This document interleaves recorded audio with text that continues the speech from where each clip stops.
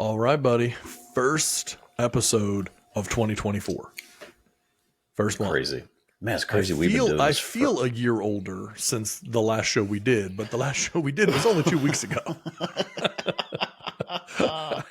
Christmas and New Year's put some miles on me. So you just don't recover like you used to. No, It's crazy. We've been a year older doing this thing now for over a year. Yeah.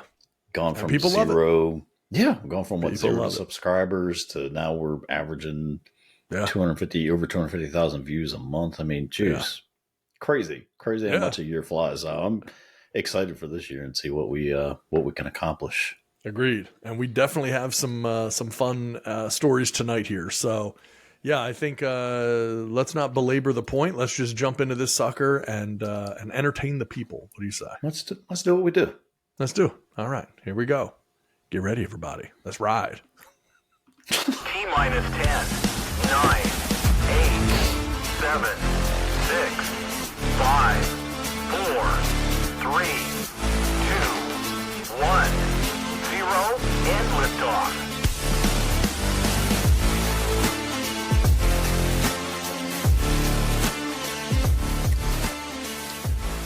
Yeah. Yep. You get the horn show. This is the big show, folks. You weren't sure you're in the right place. You're in the right place. Welcome home. Right. You found it.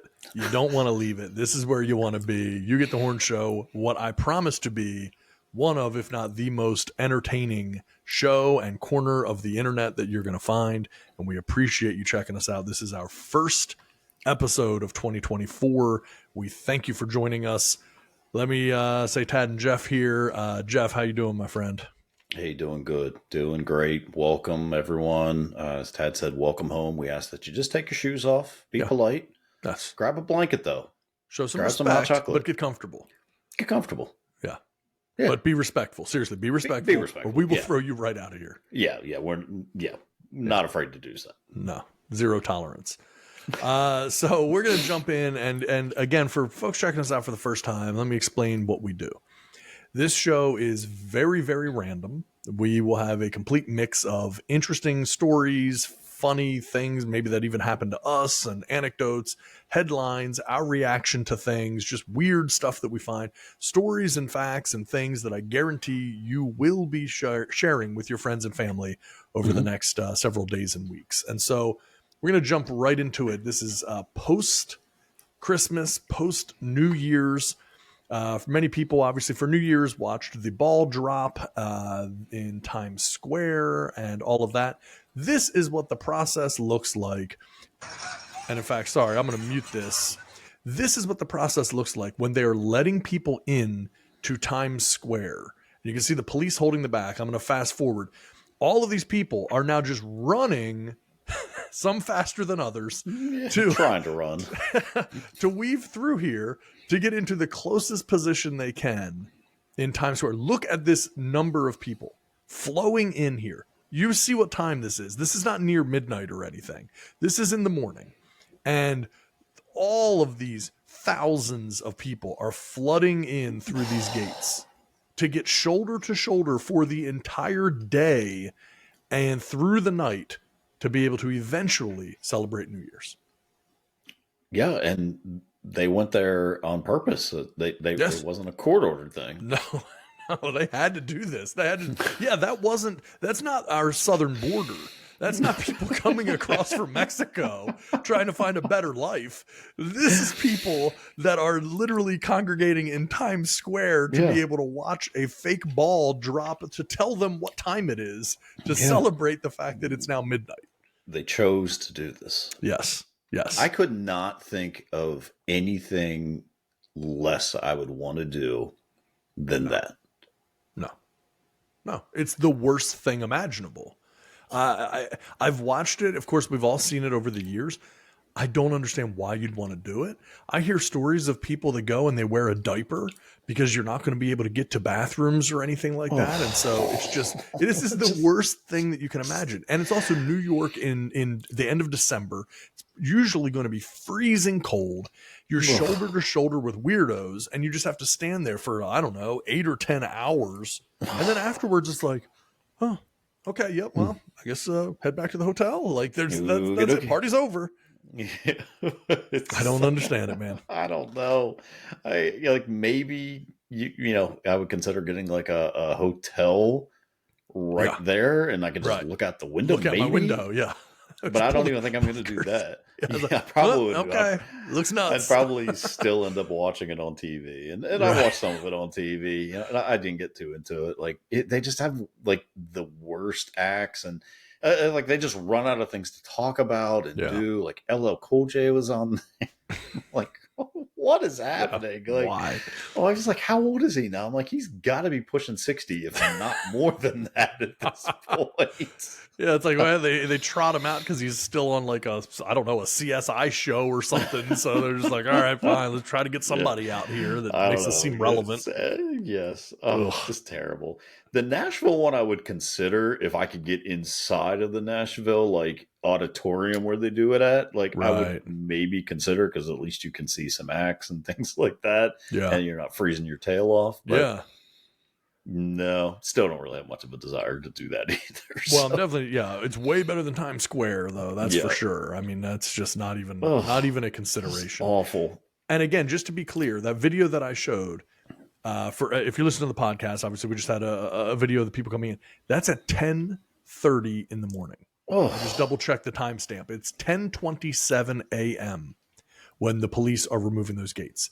So they're awful. there. They're going to be there for 13 and a half hours. Waiting for midnight. And if I wasn't going to do it, I would want to be in the very back. I would want to be in the tail end of this thing. Get out of here. Where I can get out quick. Yeah. Or if I needed to go to the bathroom, wouldn't have to take a dump in my diaper. I could just run across the street somewhere and go to the bathroom. No, thank you. No, I don't need to be on TV that much. No, it's a complete nightmare scenario. And yeah, in hopes that a drunk Anderson Cooper is going to interview me. You know? Yeah. Among other things to you. There ain't no telling what a drunk Anderson Cooper is going to get into, but he seems nuts when he gets on that show and starts drinking. I get the feeling that Anderson Cooper has tremendously low alcohol tolerance. Alcohol for sure. Like Anderson Cooper seems to have the alcohol tolerance of a hummingbird. And so it's like he has a sip of champagne and then immediately he's like just giggling and drooling and just like he's wanting to kiss people. It's like a lawsuit the moment you give Anderson Cooper a sip of champagne. There's no way that this is good for the network. Oh, that's hilarious. But it leads me to the next story here, which is also very relevant from CNN. 3 U.S. passengers were stopped from bringing loaded guns onto Christmas flights. So, be conscious of that. 3 incidents were caught during a busy holiday travel period. These are separate incidents across the East Coast. December 22nd, a Florida man was stopped at Harrisburg International Airport in Pennsylvania. He had a .38 caliber handgun in his luggage loaded with 7 bullets. And the traveler claimed he forgot he had the loaded gun with him. Then on Christmas Eve, a woman from Maryland was stopped at D.C.'s Reagan National Airport. TSA noticed she had a 9mm loaded with 6 bullets in her carry-on. And that gun was pink.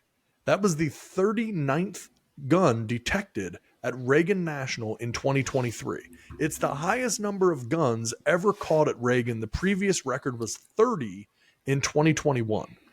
39 guns caught for the year at Reagan National. And so that's caught. Do the math. That's 4 a month. I mean, like, this is crazy to think that many people are accidentally packing handguns in their carry-on luggage and then be like, oh, I forgot all about that. Yeah. How did that get in there? How did that get packed away? Like, that's something you pack away. Like, you don't accident. Like, there was a time, remember, like, these NFL players were getting busted all the time with bringing a loaded gun and trying to pass it through. It's like, it's not an accident. And this like has to lead me to believe that they've caught this many. There has to have been that many that has gotten through. That's right. Yes. I mean, if you caught 39 people, it's unlikely that you're 39 for 39. You're not batting 1,000. And I've flown in and out of Reagan before. I know you have as well for significant trips. and we're only talking about Reagan. This is obviously in airports other than Reagan. We're talking Reagan had 39. I have flown in and out of Reagan. I don't love Reagan as an airport anyway, but in the times that I've been in there, I can tell you I have not felt like the TSA folks are such a crack security team that there's no chance that you got anything by them. Like, I feel pretty reasonable that if 39 got caught, there could have been 250 that didn't get caught. I'd like to think that that's wrong, but I can just tell you that the likelihood of them batting 1,000 is very low. I mean, let's just be like, even if they bat 90%, yes. There's still 10% that's getting through. And I don't think it's 90% either, because you're right. I've gotten stuff through there that supposedly wasn't allowed to be on there. Things over the limit, and you're like, let me just try and see what they say. And and it's gone through pretty easily. Again, we're talking shampoo bottles or whatever. We're not talking like not loaded 9mm guns, right? We're bringing tank artillery through or anything. Exactly. But the stuff that they've let through hasn't been that difficult to get stuff through there. So that's crazy. And it's like a $15,000 fine. Yeah. So for anyone who's like listening to the show, just be conscious of the fact that it's a $15,000 fine if you get caught trying to bring a handgun onto a plane. So don't be stupid. Don't do it. You don't need it. You don't need to have it there. No. I mean, just go purchase one in another state or something that you're flying to. If you're that concerned, don't fly to the place you're flying to. Yeah. Well, and this is the stat I have for you. Okay. This is the stat that this just takes everything we've been talking about and really brings it into crystal clear focus.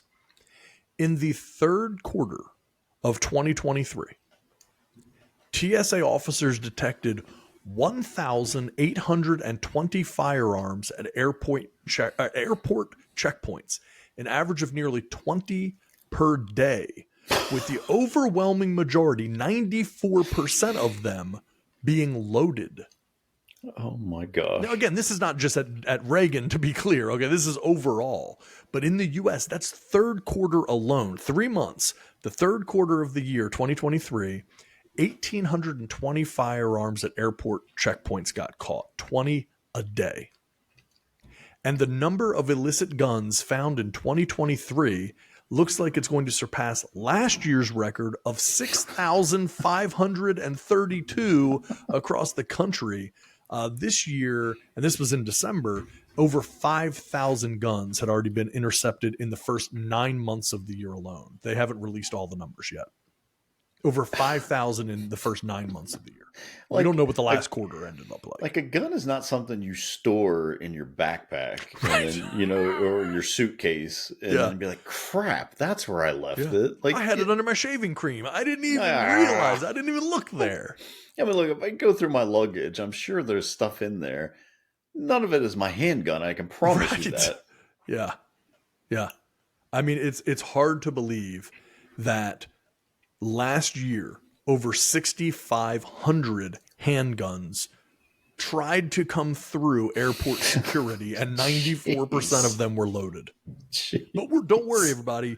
Planes are safe, and we're not going to have another attack of any kind. Right? We're good. There's nothing to worry about. But 20 a day, 20 people a day are trying to bring loaded handguns onto flights. Unbelievable. Oof. Scary, man. Scary stuff.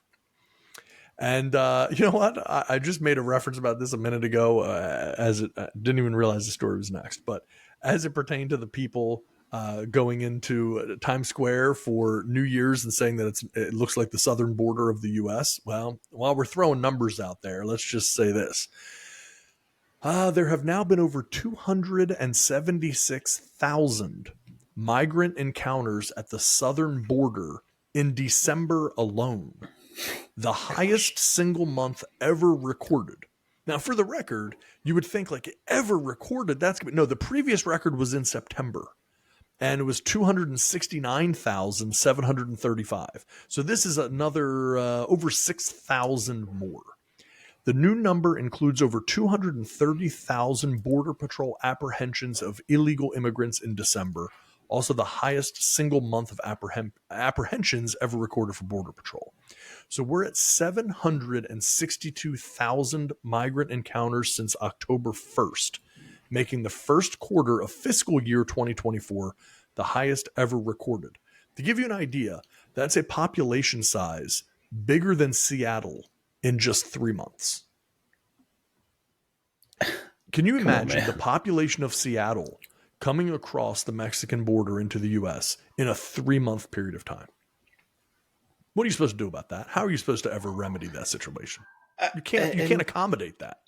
On top of that, like you're giving them you're giving them cell phones, you're giving them gift cards, you're giving them all this stuff. Like, did you see California's giving them health insurance? Did you see that? Man.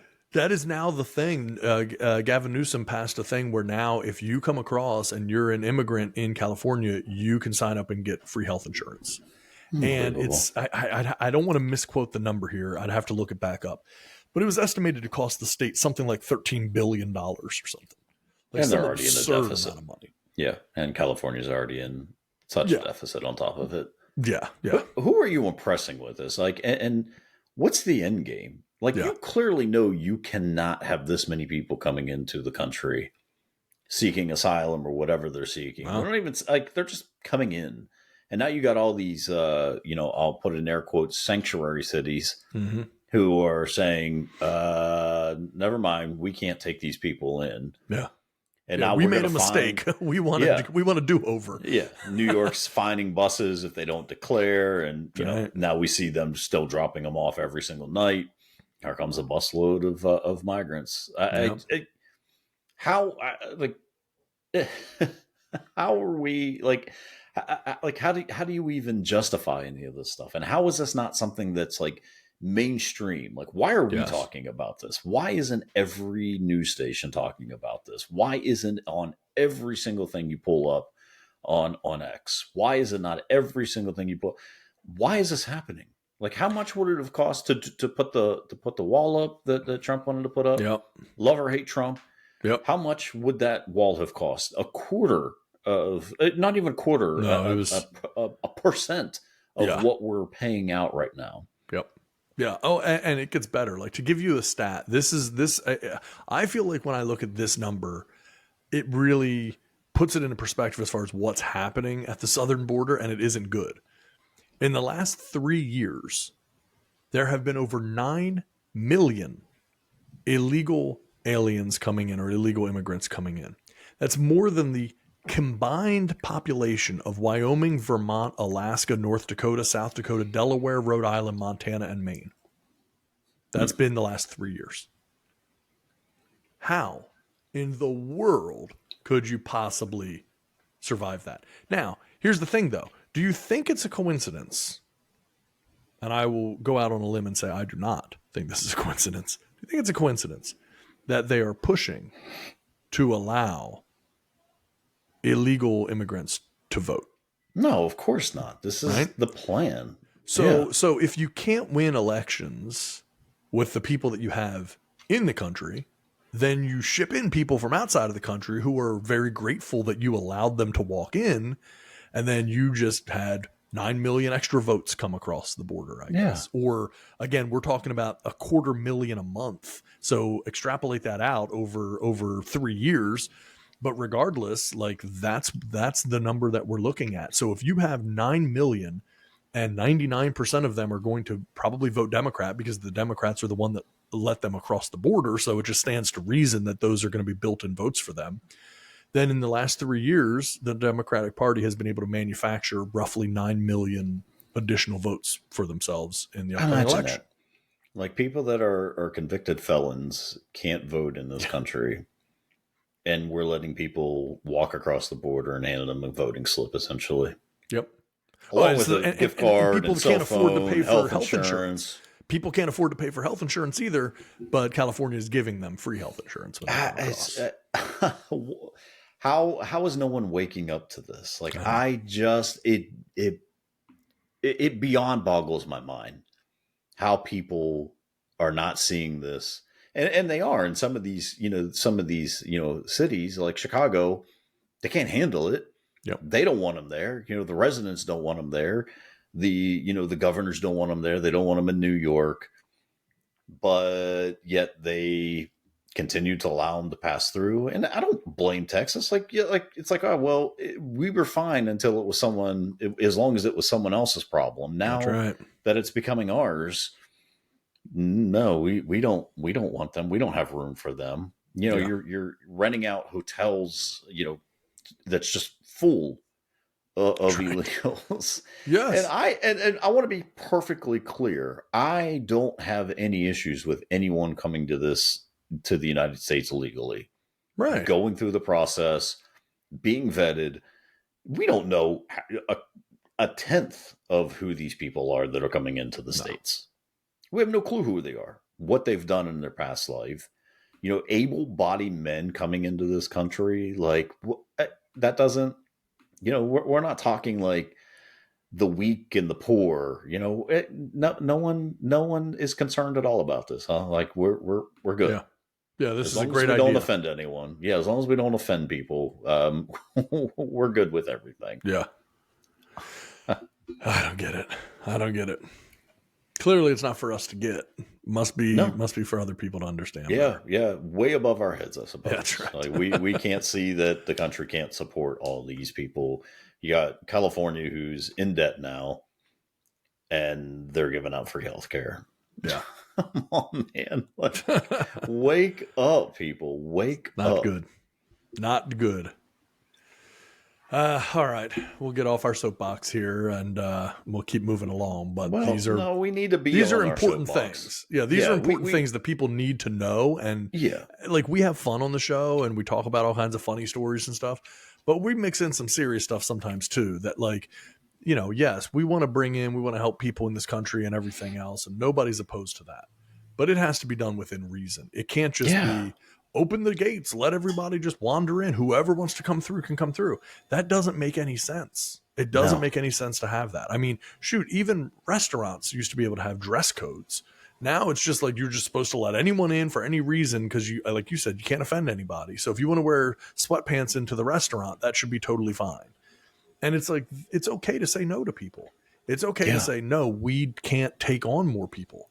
And maybe the answer is that for, there's a certain number of people allowed each year and people can apply. And then if they pass background checks and everything else, then that number of people are allowed in on a yearly basis. It's like a lottery. And then at that point, you can register to vote and you can do all of these types of things. But, you know, you got to be able to go through the process and the application and the waiting and, you know, and that's it. What's so bad about that? You've got me. I don't know. I don't know what could possibly be so bad about that. Yeah. Because here's the thing. I couldn't just go anywhere else and just say, I live here now. I'm just going to shoot over to Japan and I'm a resident now. Like, no, they're not going to allow that either. There's a process to go through. I'm pretty sure I can't just go into Mexico and be like, hey, I'm here for my house on the beach. Like, it just doesn't work. No. They're going to be like, no, you can't do that. Yeah. Wait, what? You know? Yeah. Scary stuff, man. Some other scary stuff. I read this story the other day and I thought this is something, first of all, that needs to be talked about, but also that it is so scary, this situation. In 1994, an Italian pentathlete named Mauro Prosper was competing in a 145-mile endurance event through the Sahara Desert in Morocco. During the race, a sandstorm disoriented him, causing him to run almost 200 miles in the wrong direction. And he soon found himself completely stranded and without any resources. Within a few days, he realized he was going to die there and decided to slit his wrists in an attempt to die a less painful death. But due to the shallow depth of the incisions he cut and his high level of dehydration, the blood in his veins had clotted instead of freely flowing. 9 days later, he was finally rescued in Algeria after losing 40 pounds and surviving off of insects, cacti, bats, and snakes. And he lived. Can you imagine, first of all, that he ran 200 miles. Then he ran 200 miles in the wrong direction after getting stuck in a sandstorm. Then he tries to kill himself because he knows this is going to be a horrible, miserable way to die, and he can't even do that. And then lives off of killing bats and insects and rodents and manages to survive until he gets rescued. We talk about these extreme athletes on this show quite a bit and the stuff they do. This is extreme stuff, man. It's just stuff that doesn't even make any sense. First off, you're running in the desert. Yeah. Why? Like, what are you proving? I don't get these folks. Like, I don't get it. I mean, I'm not even going to say it's impressive. To me, it's just, why? Why are you doing this? What's really funny is the race was supposed to be a 145-mile race. He started the race and was running it and then ran 200 miles in the wrong direction. So he ran in the wrong direction 25% longer than the entire race was. Like he's so far out. At what point was he like, man, I really feel like I've been running 160 miles? Yeah, it has to be enough, right? Has to be enough. Like, should I keep running? I guess I just keep running. Like, I don't know. Something's got to come up soon. Maybe my radar's off a little bit. Maybe it was only 125. They forgot to put a flag out or something like that. You know, like someone missed one. It's fine. Am I winning or am I losing? I don't know. I better just keep running. Yeah, I'll tell you right now, for me, the answer is not keep running. Like, if I feel like I'm stranded in the desert and I've been running, I'm going to stop running. That's probably a good idea. It's not keep running. It's not on there. And then, like, living off of, like, how do you catch? I don't know. I couldn't survive. How do you catch a bat? I mean, the question's a good one. I'm afraid I don't have the answer to it, but yeah, don't know how you catch a bat. I don't know what you do. So we played this. My wife got this game. I don't know what it's called, but it's like a couples game, and it might actually be called couples game. And you know, we were playing this at Christmas time with our family, and one of them was like one of the questions. You know, I think it was like a matching question. So it was like, could you survive being on a deserted island? You know, as a couple, could you survive? Yeah. And we both said no, and everyone else was like, "What? Yes, we could." I'm like, "Dude, like, what are you going to do on this island? Like, how are you going to catch a fish? Like, oh, well, you're on an island. We'll eat fish. How are you going to catch it? Like, like we're not Tom Hanks here, you know, Castaway. Well, I'm not spearing a fish. I wouldn't have the first clue how to spear even if I made a spear." Yeah. If you made a spear and could spear a fish, then you still have to be able to do something with the fish. You're not just going to pick up like a grizzly bear and try to eat it. I was like, no, there's not a chance we would survive on a deserted island. I'm a realist here. I'm not surviving any of this stuff. Yeah. I'm not catching a bat. I'm not catching a snake. Like, is the snake poisonous or not? I don't know. Like, like, if I was stranded in the desert after running 200 miles the wrong way and I caught a snake, I'm not eating it. I'm trying to make him bite my throat. Like, get on there. I'm not hungry. Yeah, that'd be my luck. It'd be a poisonous snake and it had already eaten. And like, nah, I'm good, dude. Can't get him to do anything. Yeah. So, I mean, just insane stuff, man. And then you cut your wrists and you're so dehydrated that your blood just clots. Yes. You can't even kill yourself at that point.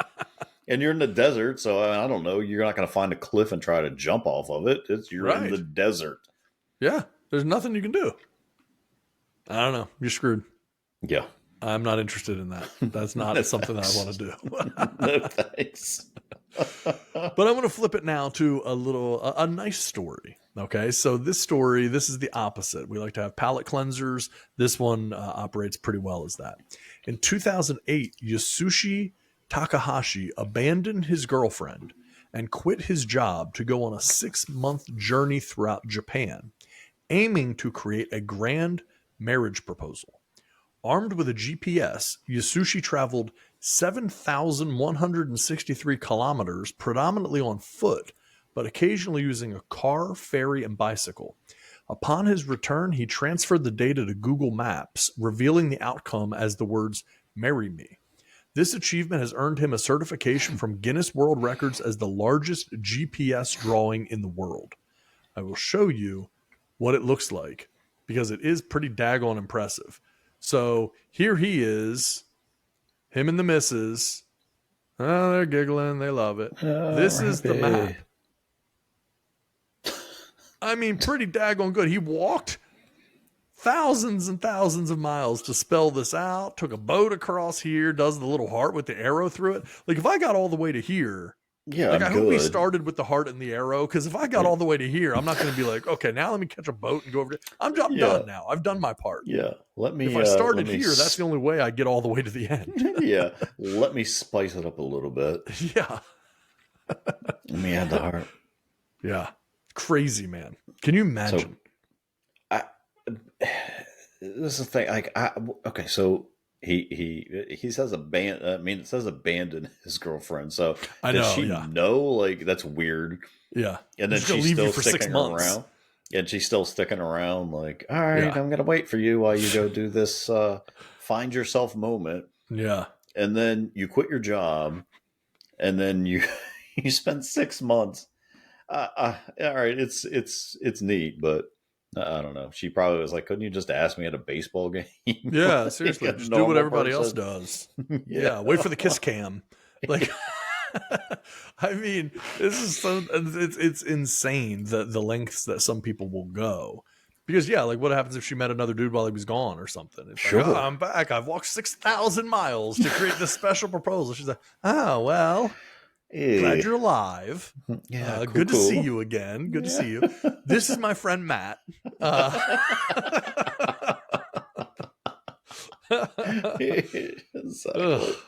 Yeah, craziness, man. Okay, so I saw this story, and some days is not your day. Some days you run 200 miles in the wrong direction in the desert. Sure. Some days are not your day. In 2015, 54-year-old Larry McElroy fired his 9mm pistol at an armadillo. Now, first of all, you're a jackass if you're doing that.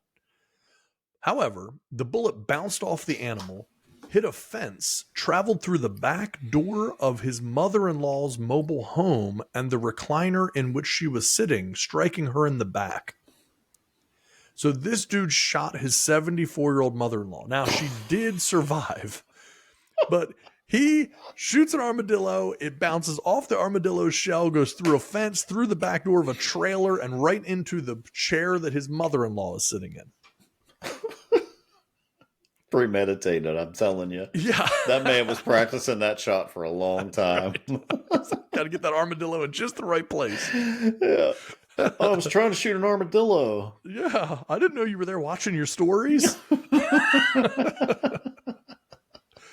But I just thought, like, man, can you even imagine? Like, this guy, this jerk is just out here like, oh, I'm going to shoot this armadillo. And, ting, pew, chong, chong, and then bang, right into the...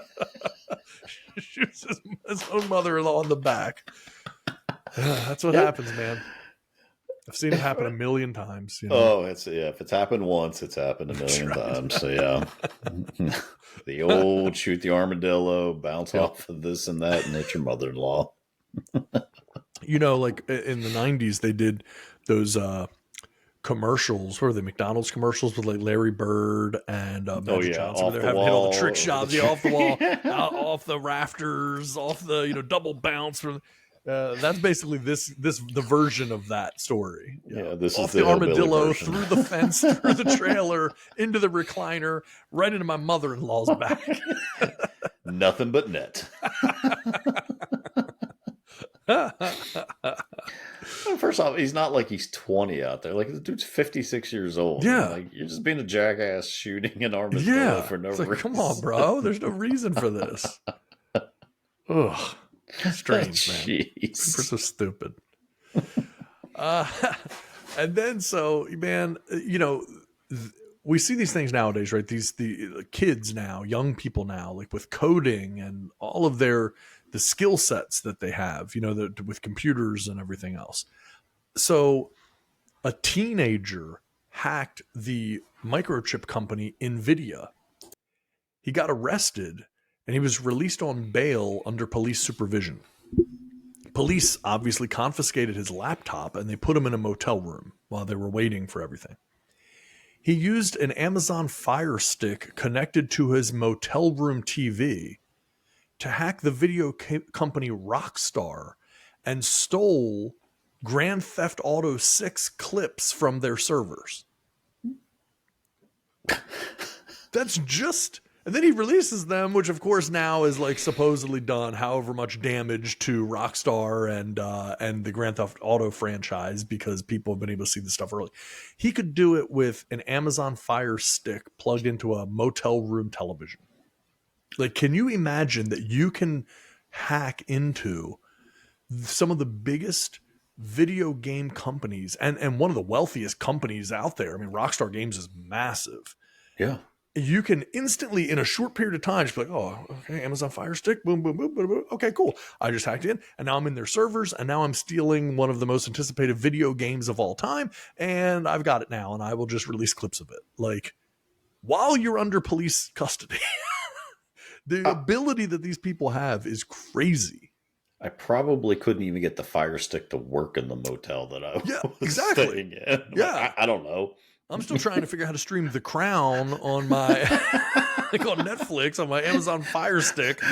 I mean, this is unbelievable that you can do this stuff. I have no idea. Like, I mean, what a skill set to learn. I mean, these young people nowadays, man, figure out coding and I'm not going to say much because this is a company that we might feature them on the show at some point. So I'm not going to say too much, but I saw a company the other day very similarly set up as it pertains to stock trading and software that they're using to automate things and stuff. And I've been in conversation with the CEO of this company.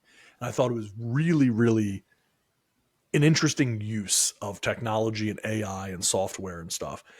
And so, yeah, it was very cool. But this started because in his scenario, the father taught the son how to trade stocks and, and futures and, do all of these things and put in options and puts and everything when he was like in 6th grade. And so the kid's doing it, but he's busy at school. He doesn't always remember to do his trades that day and everything else. And so then they like built out this bot and this software. I mean, it's really a cool story. But the point is that like there are so many applications for these things and so many different ways that it can go. It's just incredible what people have the ability to do. And cybersecurity, of course, becomes so huge now as a field because of those exact things. I mean, yeah. It's a weird world. And this kid will probably have the opportunity, instead of going to jail, will probably have an opportunity to work for the government. Yeah. In their cybersecurity. He'll be whatever they call them, white hats, or I'm not they have a name, but the ethical hackers or whatever. So they'll figure a way to recruit him over there to their side. But yeah, it's amazing. I couldn't even remotely tell you how to do any of that stuff. Like you see stuff like I wouldn't know the first thing about it. Trying to hack someone, I don't. No. It sounds cool, but I don't know how you do it. Yeah, right. And it's interesting because they had done a mental health assessment on this kid that hacked into Rockstar Games and everything. And they said that he continued to express the intent to return to cybercrime as soon as possible. He is highly motivated. So he's not hiding. He's like, no, I'm down for this. I'm going to keep doing it. Like, this isn't going away. Minute I can get out of here, I'm going to do something. Yeah. Can I have my phone back? Unrelated, but yeah, man, craziness. And then I saw this story the other day and I just thought, I want to know what your reaction would be. If you take a cruise and you're going to be going to the Bahamas and you find out after you're on the boat that instead of going to the Bahamas for your trip, that you will be going to Boston, Maine, and Canada. How would you react to such a thing? Because that's what happened. People were supposed to leave from New York to go to the Bahamas. Passengers were alerted that worsening weather forced a change in itinerary and were instead heading to Boston, Maine, and Canada instead of the Bahamas. So we're just going to go colder, coldest. Yes. Yeah. We're going to go as far away from the Bahamas as we can. I mean, can you even imagine you spend all the money? And here's the thing, like, cancel the trip. Don't tell me you want to take me to Boston. Yeah. I live in New York already. I'm going to jump on a cruise ship and go to Boston. I could ride my bike there in about the same amount of time that I could take a cruise ship there. Yeah, exactly. I would be, I wouldn't be on, I wouldn't be on the cruise. Like whether I was forcefully removed, arrested, something would happen. And I'm actually mistaken. So they were alerted the day before the cruise. The day before the cruise, they were alerted that their itinerary had changed. The day before. So at the day before, people have already traveled, like to the port, from people take these cruises from all over the country, so they've already made all the travel. Then they find out, I'm not going to the Bahamas. I'm going to Boston. Like, what? Like, I wouldn't have done Boston. That. Yeah. I don't want to pay that money. Like, am I getting all my money back? Is this a free cruise? Free cruise? And maybe we'll have a discussion, I suppose, at that point, if it's a free cruise, or come on, hey, we'll give you 80% of your money back or something. Maybe. Dude, I would be furious. I mean, these people save up for this stuff like for years to take these cruises. Yes.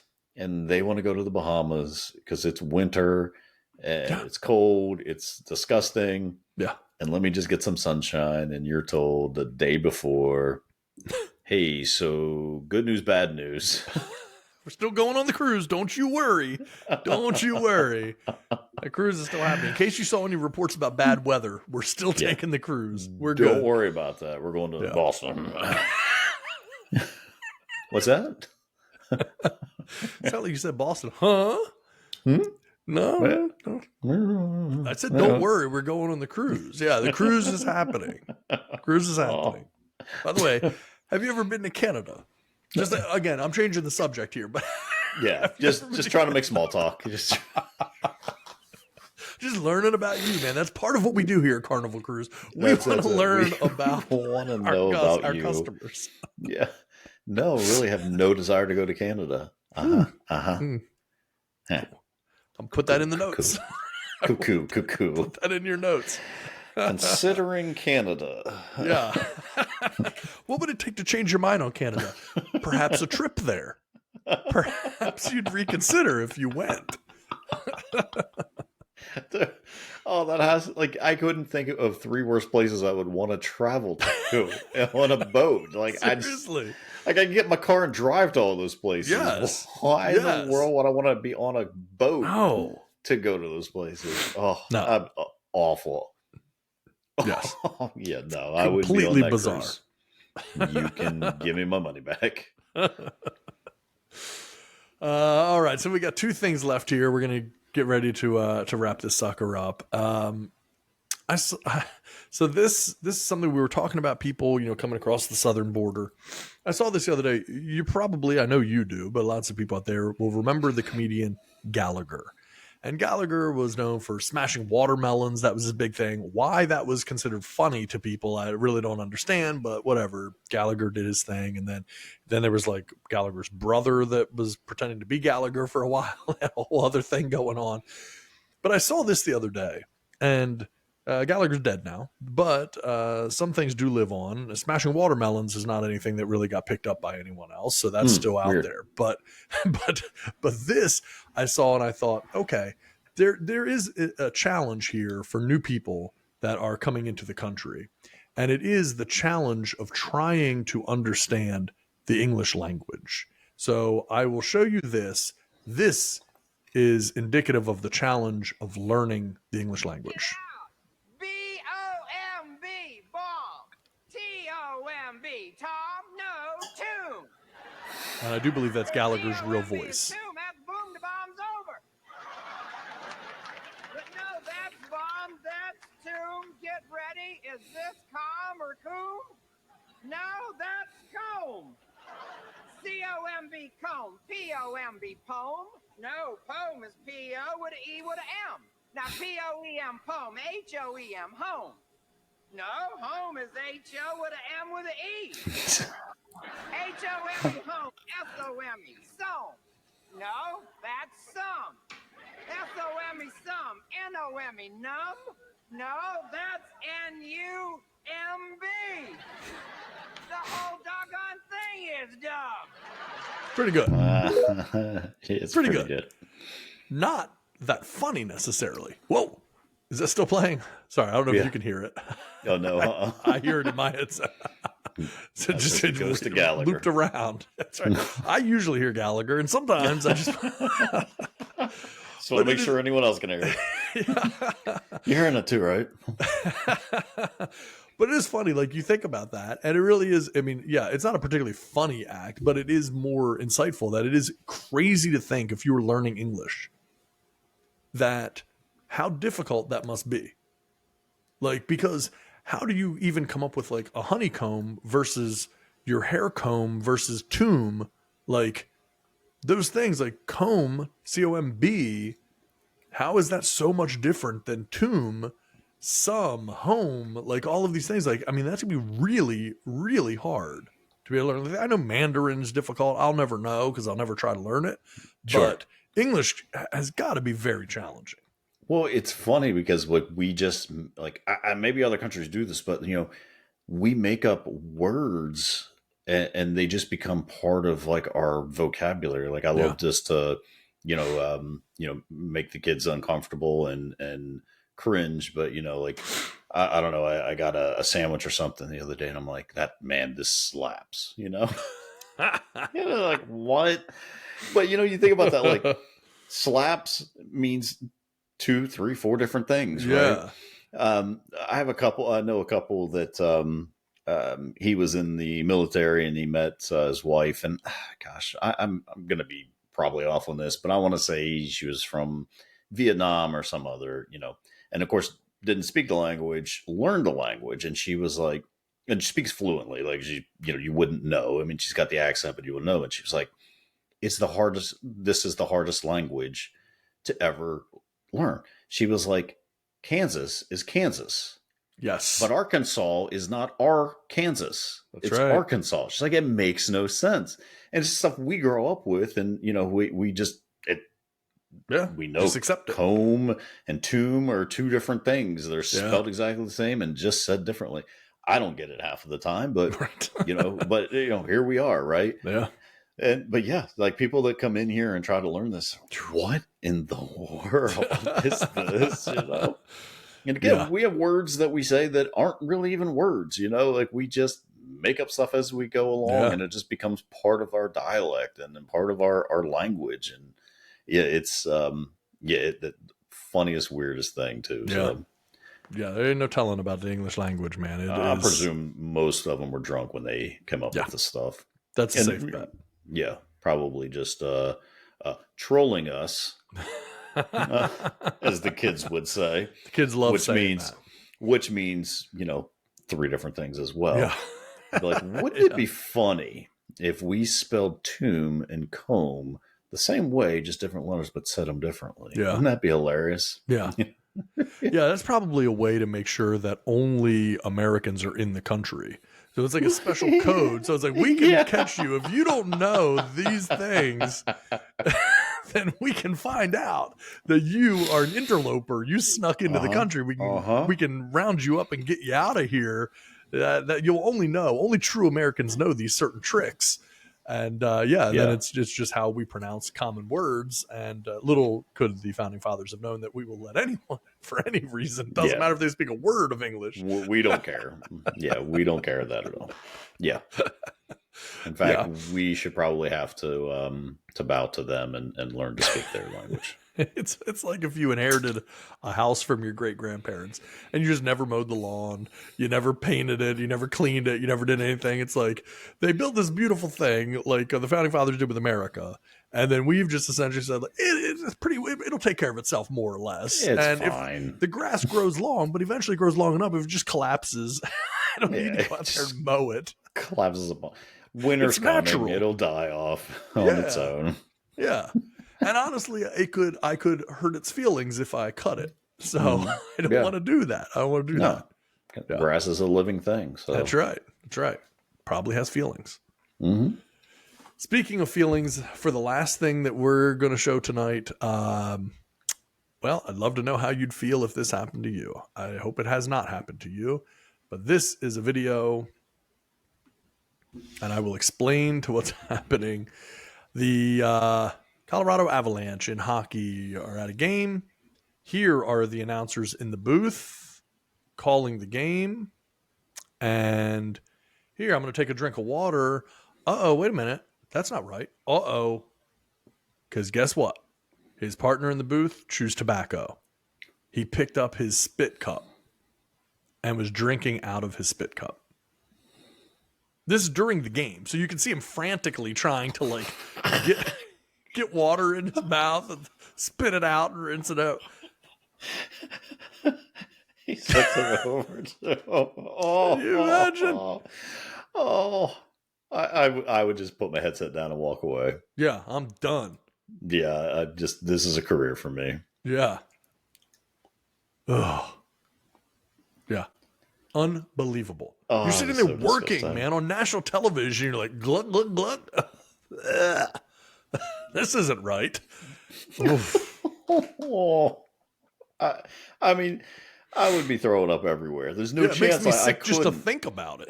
There's no chance I couldn't be throwing up No. absolutely everywhere. Oh, No. oh. No. That's, It's so disgusting. yeah, there's times to be professional, and then there's times to be like, dude, I'm going to fight you right now. I don't care if you're six times my size. We are fighting. Yes. Yeah. This is unacceptable.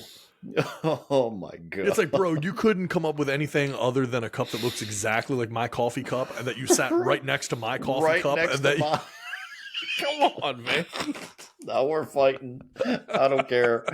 I will go down swinging. I do not care. We are fighting. Ugh, so disgusting, man. So disgusting. So hopefully that is how you, if you had to have that happen, hopefully it's how you ended 2023 instead of how you started 2024. I hope that is in the past for any of you. I hope that the spit cup of 2023 has already passed your lips, and now it's just the clean, pure water of 2024. That Yes, is hydrating. absolutely. Because if you started out 2024 drinking That ain't the way to do it. no, you need to just hibernate until 2025. That's right. Then write this one off. This one's not yours. It's over. Day one, it's done. Better luck next Struck year. out immediately. Or it can't get any worse than this. Definitely can't get worse. Definitely can't get worse. Because Started even off at the death, I bottom. don't think would be worse than this. Right. Yeah. There's almost no more disgusting thing that I can imagine happening. And to have it happening while you're on TV calling an NHL hockey game. Yeah, there's not a Is lot like- of lull in the action in NHL hockey. So Yeah. Oh, ooh, disgusting, man. yeah. Anyway, so that's what we have now. Welcome, everybody. Any new listeners, welcome to the show. Welcome to 2024 as well. Again, we do these shows weekly. And when I say shows, it's because we have two different shows here. So we have this show, which is the big show. You Get the Horns big show. This is where we have everything, crazy stories, funny things that we find, anecdotes, our own stories. And then we also have a sports show, which is somewhat similar, but sports focused. And so that could be anything from crazy bets, weird parlays, funny stories, just discussing sports in general, upcoming things. The NFL playoffs are getting ready to start. We're talking about that. So we have a lot of things going on there. So you can find both of those. Follow us on YouTube. Both shows are on there. You have to look for them separately on the podcast platforms, but both of them are in podcast form as well. So you can listen to us on Spotify and Apple Podcasts and all of that stuff.